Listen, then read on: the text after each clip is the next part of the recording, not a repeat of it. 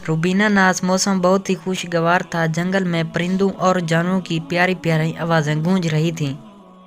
पास ही एक बड़ा सा तालाब था जिसमें बहुत सी रंग बिरंगी मछलियां रहती थीं। उनमें नीली और पीली मछलियों की आपस में गहरी दोस्ती थी। नीली मछली बहुत अक्लमंद थी तो पीली मछली जिद्दी और बेवकूफ़ थी। सब मछलियां उसको जिद्दी मछली कहकर पुकारती थीं। आज मौसम कितना खुशगवार है, जिद्दी मछली ने पीली से कहा।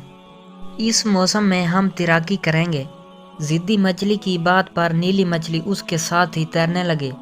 अभी थोड़ी दूर ही गई थी कि उन्हें दो मछेरे दिखाई दिए। उन्हें देखते ही मछेरों ने वहां जाल डाल दिए। ये देखकर दोनों मछलियां वापस अपनी साथी मछलियों की तरफ बढ़ गईं और उन्हें मछेरों के खतरे से आगाह किया। बाकी मछलियां तो मछेरों के जाल से दूर चली गईं, मगर जिद्दी मछली की अक्ल में ये बात ना समाई।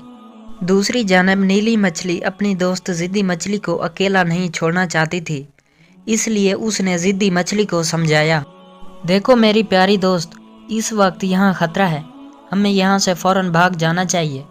वो अभी ये बात कर रही थी कि उन पर जाल गिरा और वो दोनों कुछ दूसरी छोटी मछलियों के साथ मछेरों के जाल में फंस गईं।